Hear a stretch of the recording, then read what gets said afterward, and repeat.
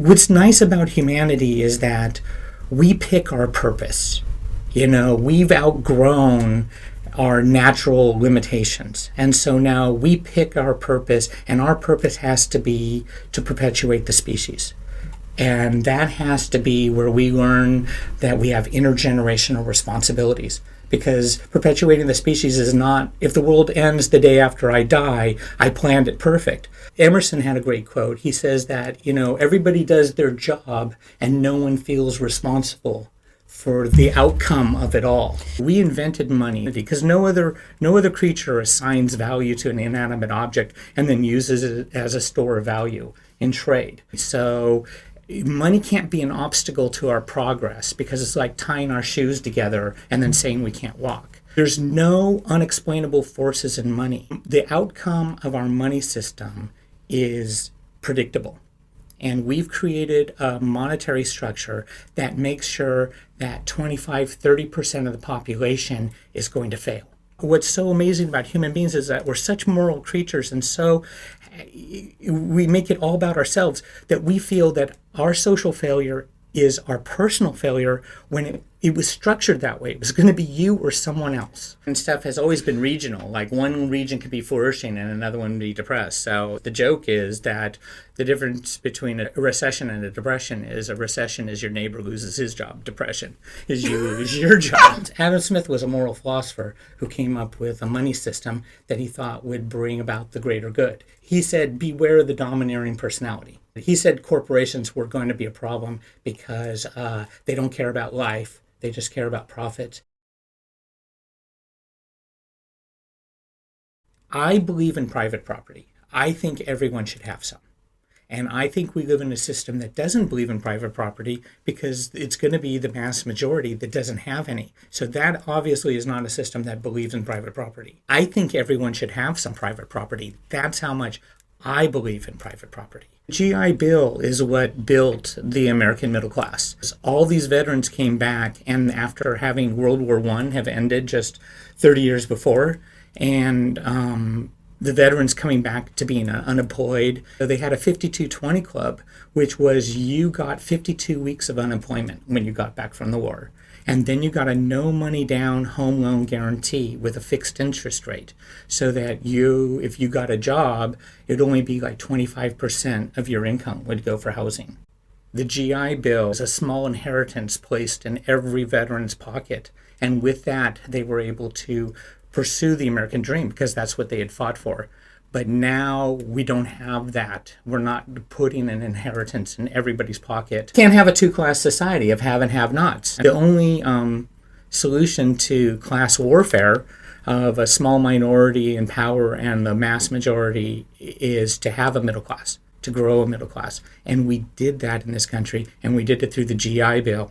And so we have to look at how are we going to implement something substantial and something the equivalent. Jefferson said government is the prize, it's not the enemy. And FDR said you can't believe how many people are invested in bad government. So the people who are invested in bad government get control of it, and they make the government punishing to the people, and then people turn against the government when the government is the tool they need to raise their quality of life. If you put money in people's pocket, they make their life better. That was the difference between GI Bill and then the Great Society. The Great Society, again, the war on poverty, was you made everybody go to deal with bureaucracy. They had to deal with somebody to do anything.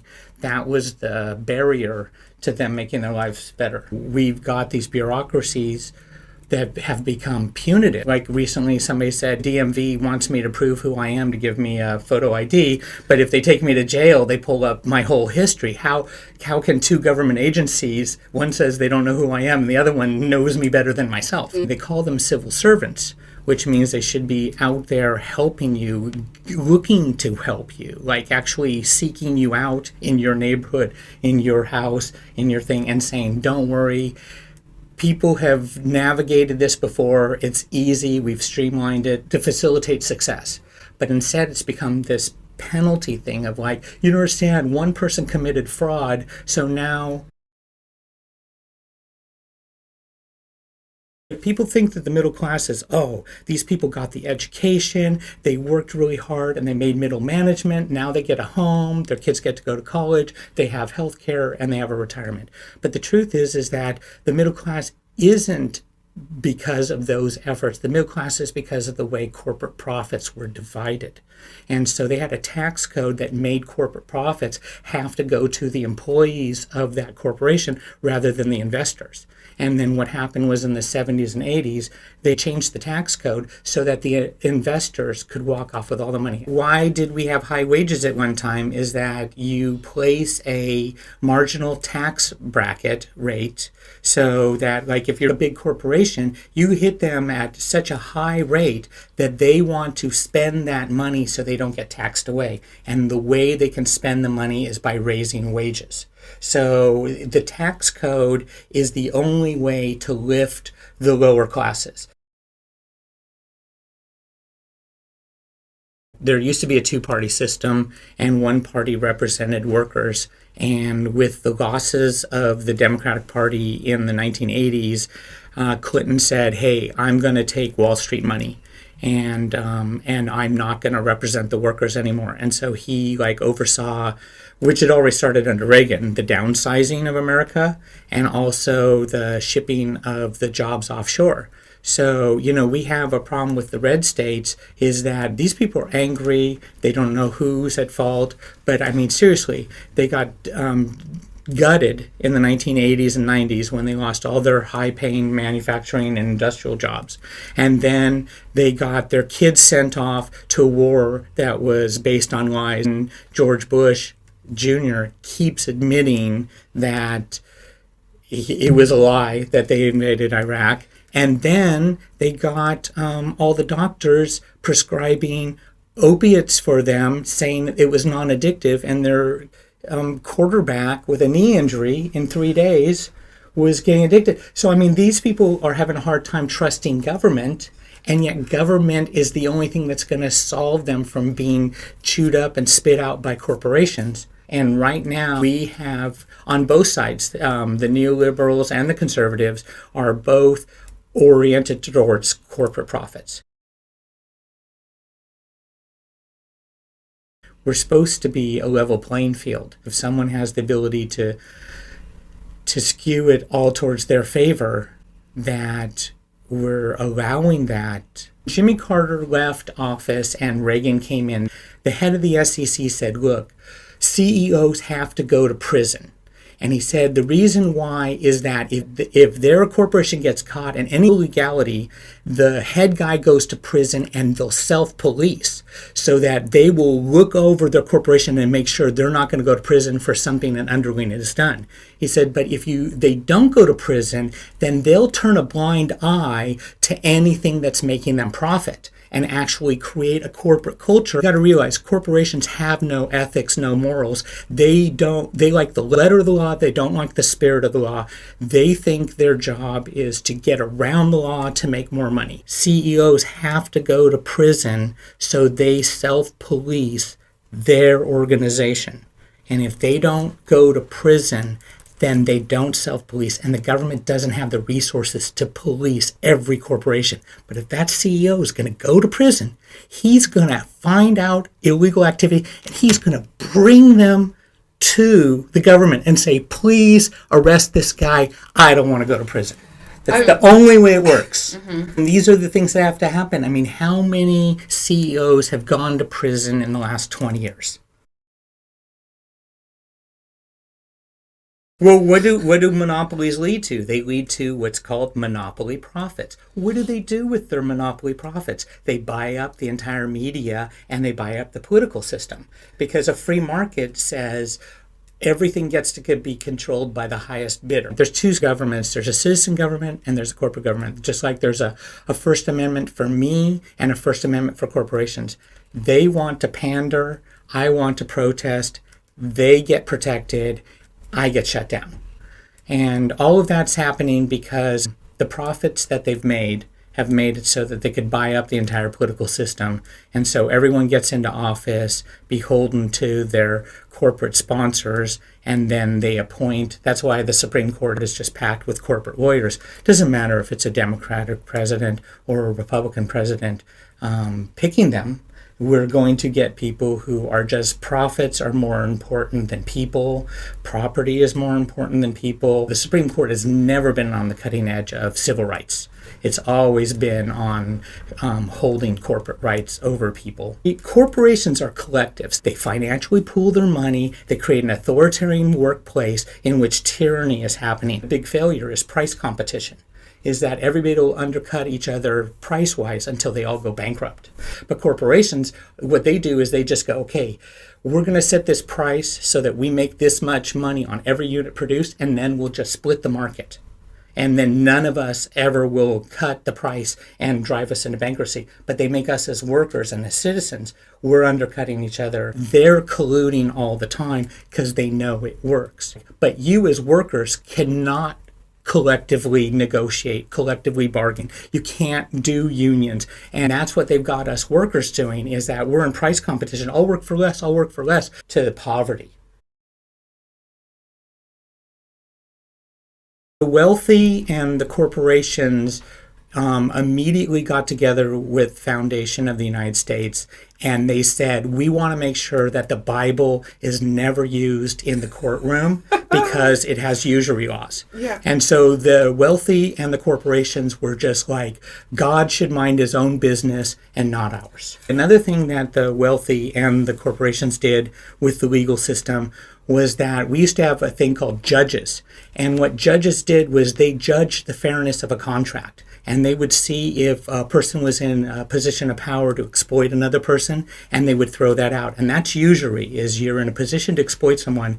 And the wealthy and the corporations decided that, no, we want to have it, take it or leave it contracts. And so the corporations and the wealthy got together and they said, look, we don't want courts of justice, we want courts of law. And courts of law enforce contracts. Courts of justice actually judge the fairness of cases.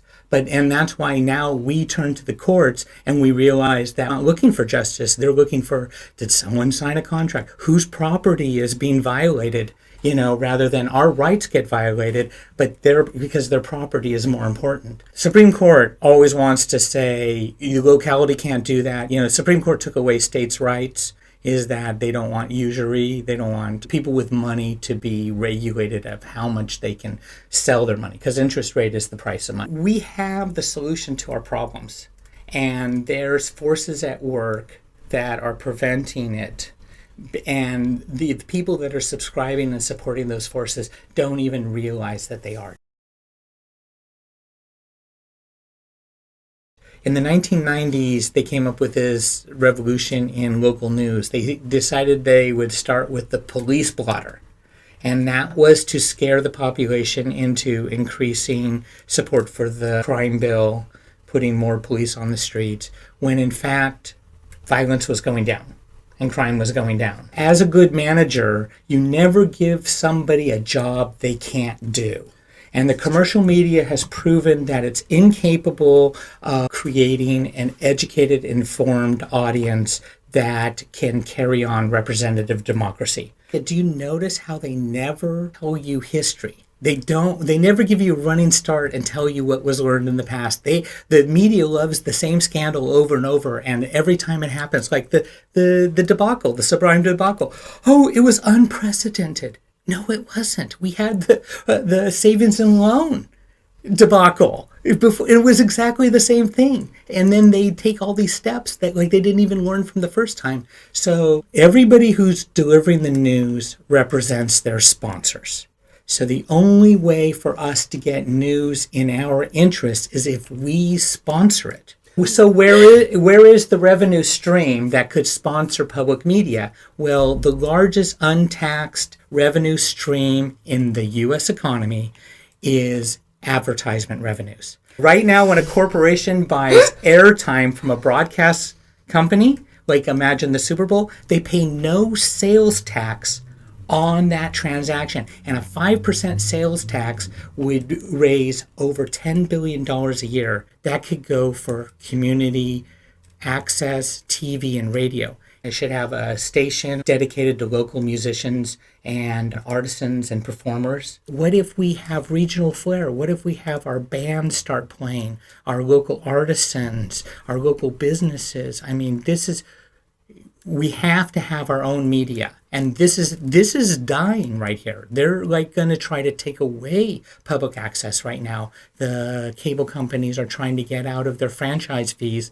that go towards this, and we need more of this, not less. That's why I say, like, for public access, we could put a tax on advertising, a sales tax, when they buy airtime for their advertisements. Think of the Super Bowl. 5%. A 10% sales tax would raise money for community media. And you know what we could do?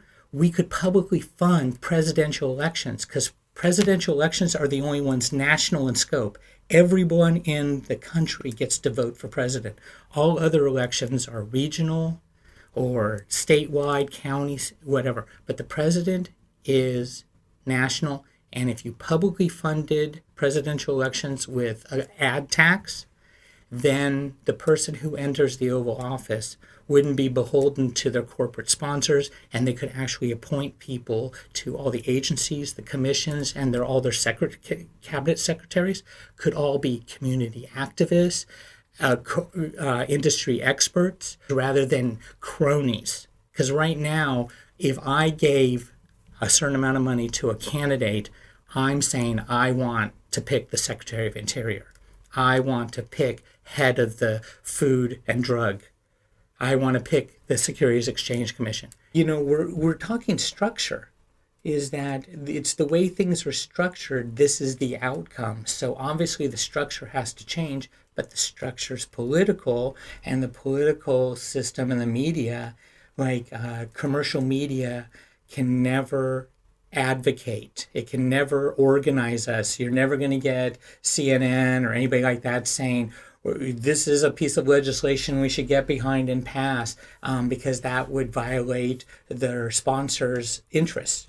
And so there's nobody on TV and nobody in the media, I mean, very few, that are looking to organize us to change things. Everybody else is invested in the status quo.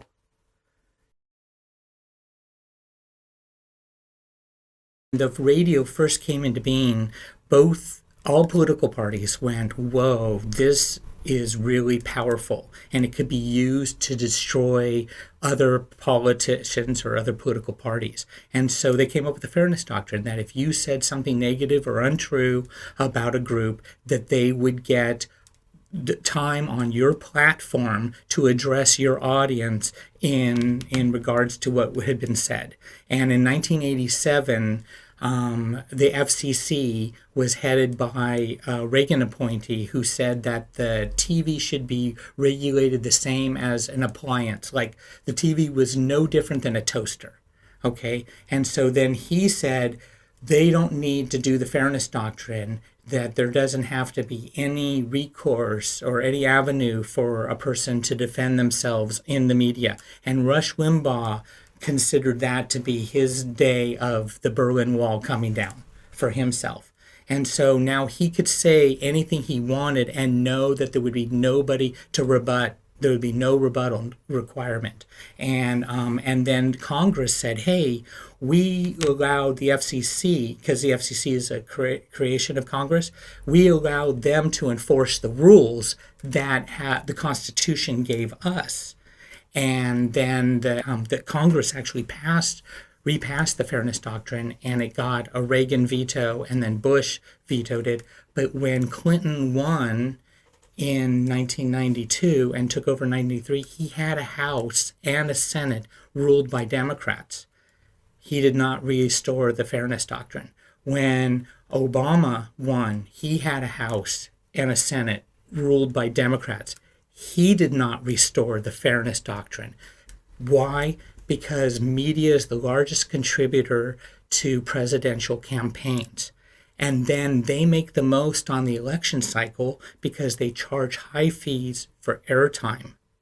So right now, all of our elected officials know that if they ever speak about media reform, not only will they be blackballed and not covered, but they will also lose the revenue they need. And then the opinion piece people are all going to come against them. So right now, media is unregulated, unreformable, given all the economic structure that's been built around them. The commercial media is licensed media, and what licenses mean is that there's standards. And also there's rules and regulations. So like, why not make it that the local news cannot start with the police blotter, that's illegal, that they have to start with the community bulletin board. So you turn on the news and they say, the group that's planting trees will be meeting at Central Park, blah, blah, blah, and this and this and this, and tell you all the activities that you can get together with the public. This Rupert Murdoch scandal is that Fox News purposefully lied to their audience because they felt it was more profitable. Rupert Murdoch should lose his license to broadcast. I'm a driver, and if I drive recklessly, I endanger the public. I lose my license. Doesn't matter if I own $1 billion car. I lose my license. I'm a bad driver. He is a bad driver of media. He's proven it, and yet none of the other major medias will come up and promote his loss of license because they know we'd be coming for them. So they have they're in collusion with each other.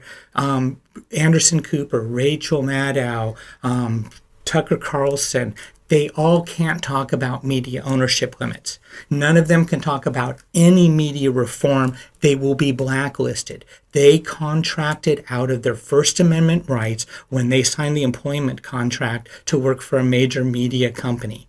And so the corporate censorship is so strict. I mean, we know that McCarthyism happened because the media backed it up. The media said, if McCarthy says somebody's bad, we will blacklist them from Hollywood. There was the Hollywood 10. It was all that, have you ever been a member of the Communist Party? It was all going after media, and the media heads were on board with McCarthy. If you want to go and learn about PBS, go to Bill Moyer's page. I mean, Bill Moyer got kicked off of his own show because the Koch brothers took over PBS, saying that he was PBS and NPR had become too liberal, and now they have to serve their corporate overlords. And we just learned that Roger Ailes set up MSNBC before going to Fox. You know, I mean, the incestuousness of it all. Housing in the 1930s became a problem because of the Depression. So all the mortgages were delinquent. And what he did was he bought all the bad mortgages from the banks and he bailed them out. And this is what we should have done in 2007. And then he restructured the loans by creating the 20-year mortgage, which banks would only lend for 5 years max. So the private sector constantly is inadequate. We've tried the private sector to do things and it never will. What FDR said was that, look, houses are a necessity. I don't want them to become a commodity of speculation. And so he set up what he called a firewall. And part of that was, he said, never let gamblers get control of the credit market, because they will run prices up and cause these bubbles. Right here where we're at, I mean, we're at the epicenter of this bubble, because the first bubble was the tech bubble.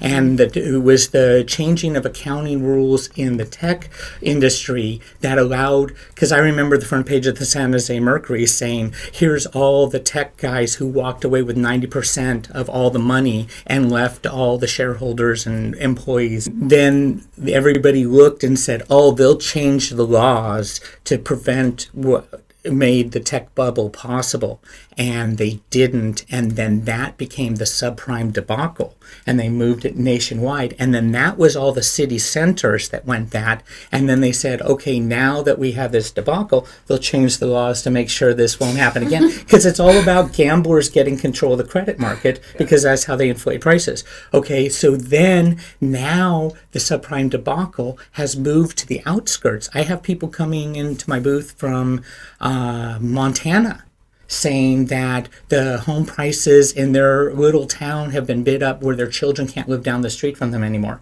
And the Montana woman is sitting there telling me, these people are crazy. The weather's only good for 4 months. They come there, they think it's beautiful, but they don't realize that the other winter, they're not going to want to be here. And the same with people coming in from Idaho. I mean, you started looking at whose housing prices were shooting up first, and it was the infilling of the subprime debacle. Now we're allowing corporations to invest in houses with their resources to outbid us. I came from a university town, and it was required that you had to live 3 years in a house before you could rent it.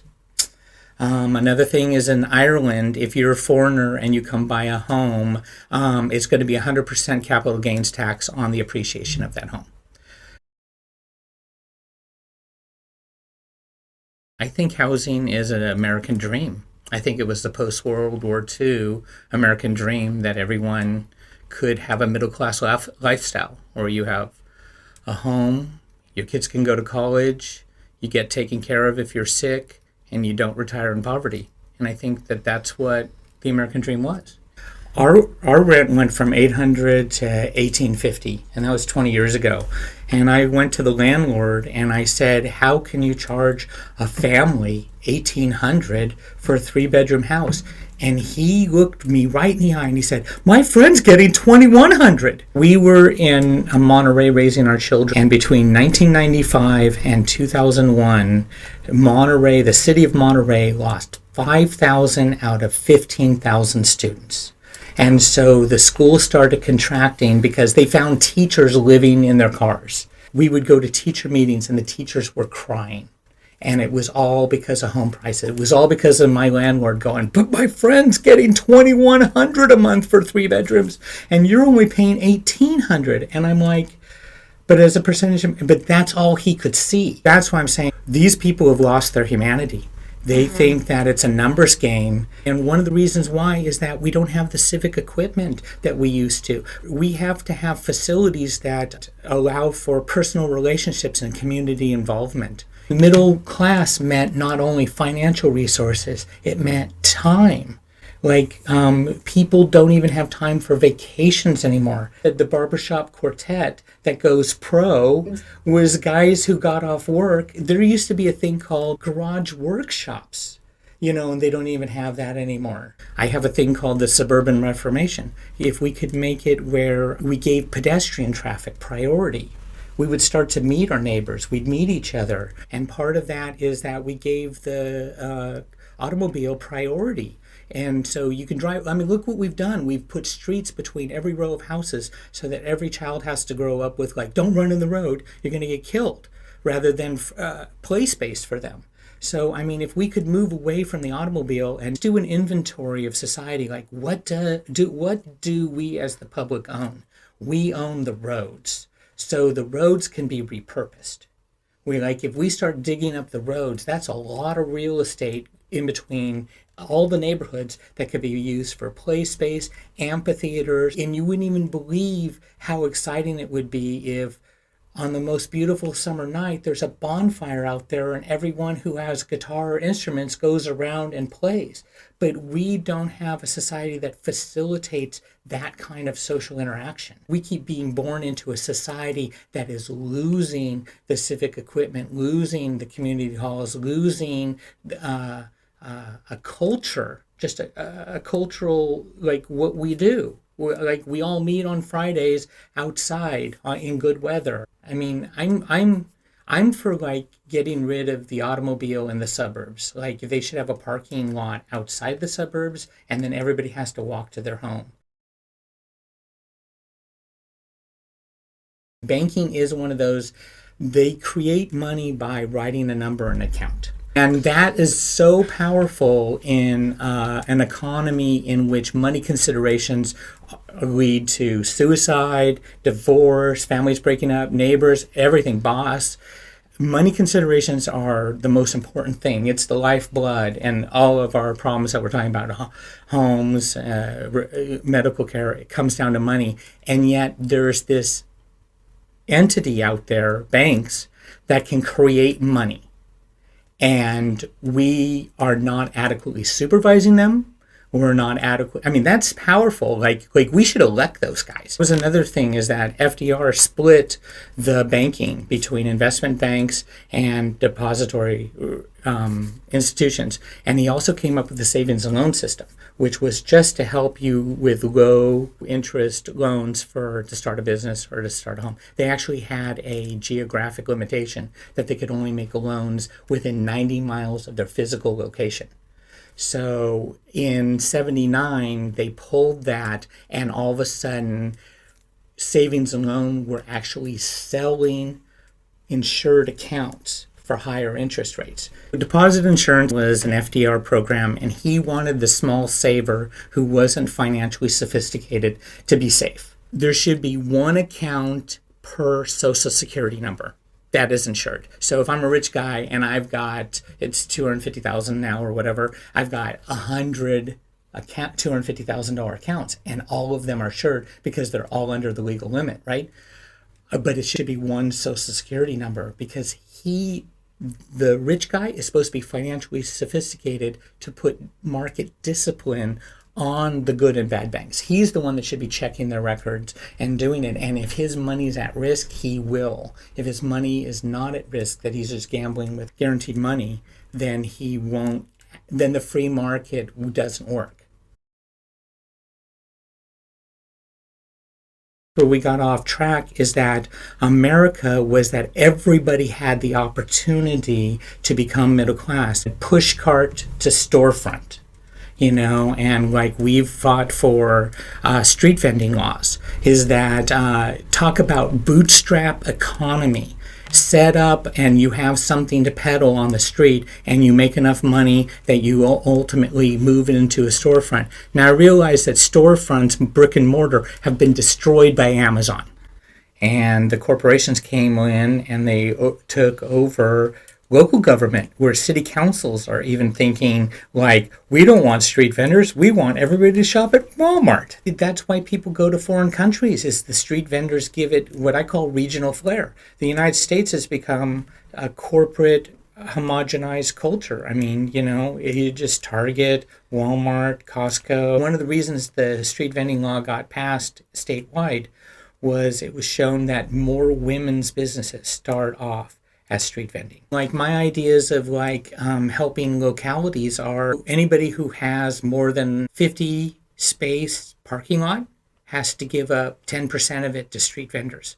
So can you imagine if you go to the Costco parking lot and 10% of it is like people who make Christmas ornaments, people who make their own goods, leather worker, woodworker. I mean, do you want to have that kind of handmade stuff and the people who do that? Or do you really just want the prison labor in China to make all your stuff? I mean, these are the choices people have to make. There's also buy-sell, but give people a chance. I mean, the land of opportunity, it does not exist in empty parking spaces. So, let's take parking lots and start to allocate areas and see what flourishes. You know what? You get 3 street vendors, and you know what happens? A musician shows up. And you know what happens when a musician shows up? Mm-hmm. Is all of a sudden a clown shows up, and he does a whole performance thing. And then a magician shows up. And all these people have a venue or a platform to show their skills that you're not allowing them to have if you just let corporations own all the property. They're financial collectives. They pool their resources, and they can beat all of us, and they can make sure that we don't get together and pool our resources to stand up to them.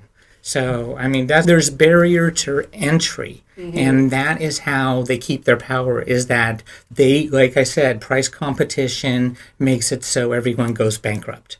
And so the way that they can keep their prices going is by cheap labor. So they were forced to move production overseas. They weren't forced. It was a choice. I always say time is all you have to spend. That's why they pay you per hour. Like, I come back to the whole idea, one company, one wage. There's nothing that says that a CEO's hour is worth more than a janitor's hour. So, I mean, we could have it where corporations, because they're government chartered. You got to remember, these are government creations. Corporations only exist as legal entities. They don't exist, that they use the court system for their existence. Why don't we just legislate that they have to pay their top worker and their bottom worker the same? A minute is a minute, an hour is an hour to every human being. How about we do a tiered pay scale, but not that steep? Why is a CEO making 1,000 times more than a janitor?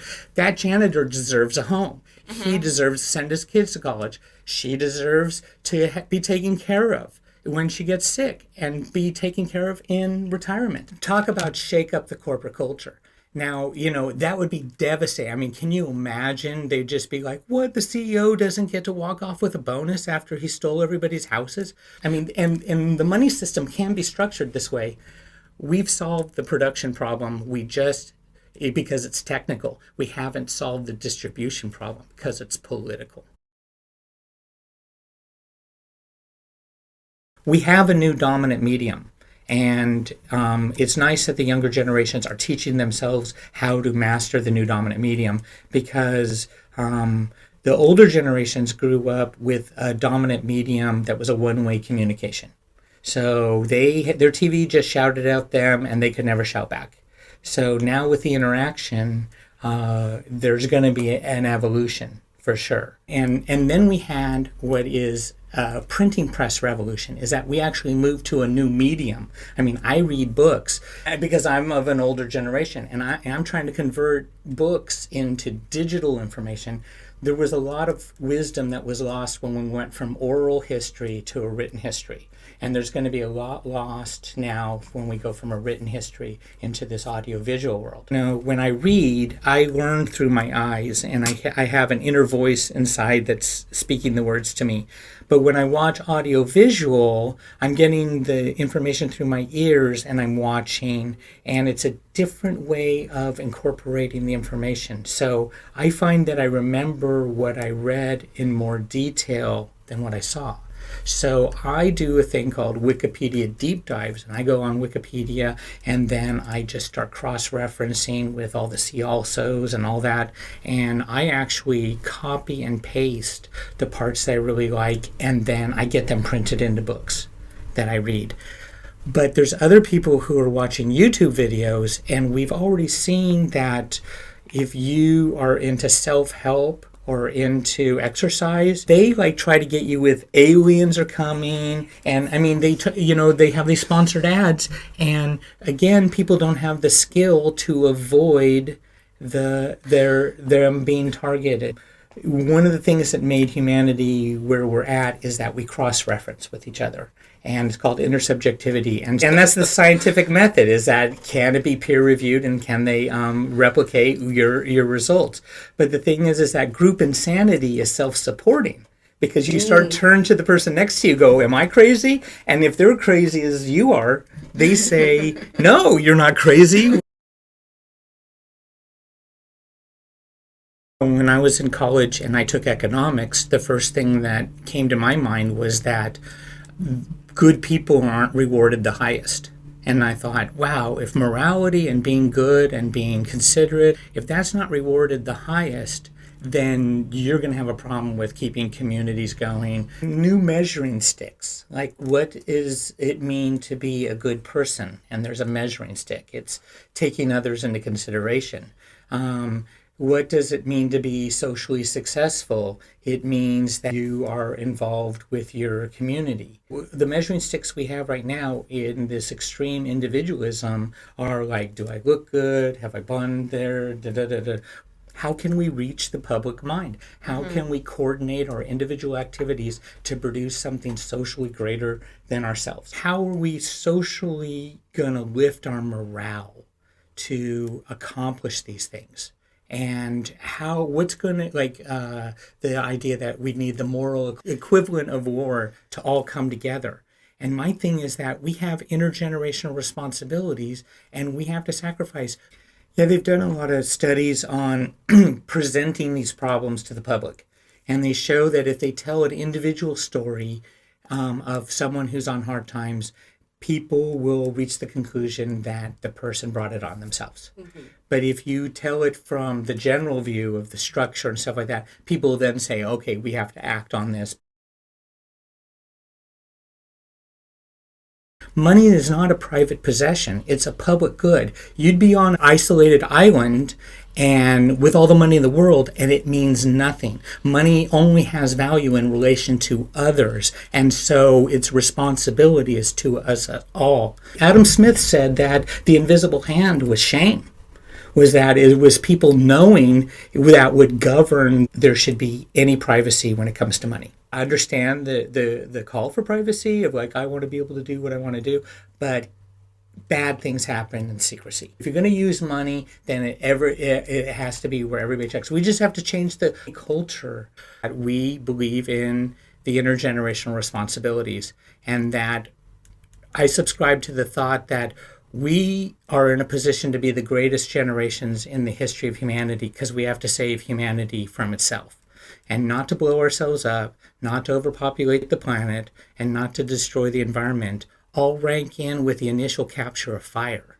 This is a moment in time. And if we act together and we save humanity's place on this planet and with its natural foundation, then they'll romanticize about us 1,000 years from now, 10,000 years from now, about what it must have been like to live through this great era of change. And we have that chance if we all come together and do this. I talk to a lot of Christians in my booth, and they talk about the Sermon on the Mount. Well, Jesus was there, and he led all these people off to a hill and told them the greatest stuff. It's his best speech. But the miracle was that he put bread and fish in a basket, and there was enough to feed everybody. And the miracle was people were hoarding food under their clothing when they followed him. But some people weren't. And it turned out that his miraculous act of generosity made everyone else give what they had brought. And it turned out there was enough for everyone.